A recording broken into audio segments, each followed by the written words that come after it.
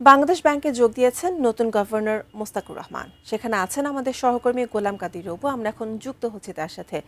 রবু, নতুন যে গভর্নর মোস্তাকুর রহমান, তিনি আজকে প্রথম বাংলাদেশ ব্যাংকের গভর্নর হিসেবে যোগ দিলেন। তো এই ব্যাপারে বাংলাদেশ ব্যাংক থেকে সর্বশেষ খবর আমাদেরকে জানান।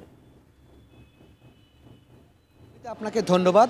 আপনি জানেন যে গতকালকেই বাংলাদেশ ব্যাংকের নতুন গভর্নর নিয়োগ হয়েছে এবং তিনি আজ প্রথম অফিস করছেন, অর্থাৎ সকাল 10:45 দিকে তিনি বাংলাদেশ ব্যাংকে আসেন এবং তিনি কাজে যোগদান করেছেন এবং আজকের মতো তিনি প্রথম অফিস শুরু করেছেন।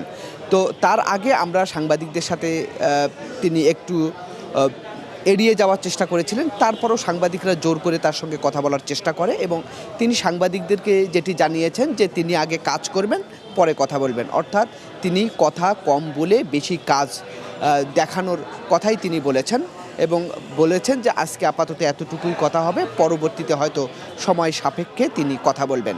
তো এরপরে আমরা যেটি জানতে পেরেছি যে দুপুর 2টা থেকে 2:30টার দিকে অর্থমন্ত্রীর সঙ্গে তার একটি বৈঠক রয়েছে এবং সেখানে তিনি প্রথম বৈঠকটি করবেন এবং বৈঠকের পরে তিনি সাংবাদিকদের সাথে হয়তো কথা বলবেন কিংবা সাংবাদিকরা তার সাথে কথা বলার চেষ্টা করবেন। আরেকটি বিষয় সেটি হচ্ছে যে আজকে নতুন গভর্নর অফিস শুরু করার পর থেকেই কিন্তু বাংলাদেশ ব্যাংকে একটু ভিন্ন রকম একটু চিত্র, মানে অন্যান্য দিনের মতো চিত্রটি নয়, চিত্রটি একটু আলাদা। সেটি হচ্ছে যে একই সঙ্গে এখানকার কর্মকর্তাদের মধ্যে কিছুটা উৎসাহও রয়েছে, আবার কিছুটা বদলির আতঙ্কও রয়েছে। অর্থাৎ বিশেষ করে গুরুত্বপূর্ণ পদগুলোতে যে রদবদল শুরু হয়েছে গতকাল থেকেই, নতুন গভর্নর নিয়োগের পর থেকেই, সেটি কিন্তু এখনও চলমান রয়েছে এবং কর্মকর্তারা ধারণা করছেন যে এটি আরও কিছুদিন হয়তো চলবে।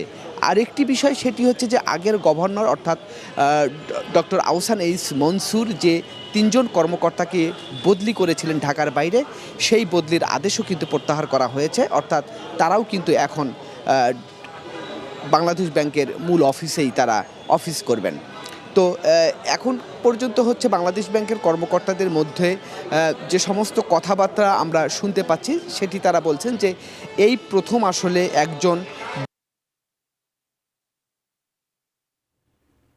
হওয়ার যে ইতিহাস সেটি দেখা যায় যে ব্যাংকার, আমলা কিংবা অর্থনীতিবিদ থেকে কিন্তু গভর্নর হয়েছেন, কিন্তু এবারেই প্রথম একজন ব্যাংকার থেকে এবারেই প্রথম একজন ব্যবসায়ী এই গভর্নর হলেন। সুতরাং কর্মকর্তারাও মনে করছেন যে এবার যেহেতু গভর্নর হওয়ার ক্রাইটেরিয়ার মধ্যেও যেহেতু পার্থক্য এসেছে এবং সেক্ষেত্রে তারাও একটু দেখতে চান যে নতুন গভর্নর কেমন করবেন সে বিষয়টি নিয়েও। আরেকটি বিষয় সেটি হচ্ছে যে এই বর্তমান গভর্নর মোস্তাকুর রহমান তিনি কিন্তু বাংলাদেশ ব্যাংকের 14তম গভর্নর হিসাবে কাজে যোগদান করলেন। তার বিষয়ে যদি একটু বলি, সেটি হচ্ছে সঙ্গে তিনি গার্মেন্টস ব্যবসায়ী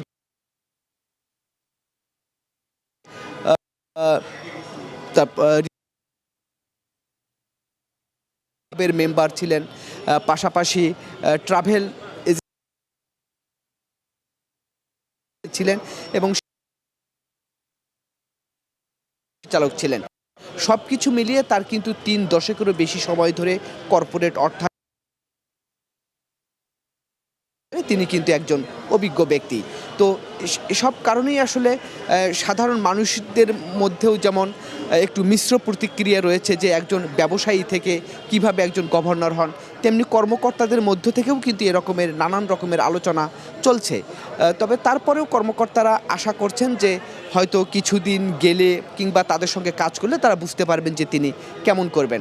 আরেকটি বিষয় সেটি হচ্ছে যে ডক্টর আহসান সরিয়ে দেওয়া হলো।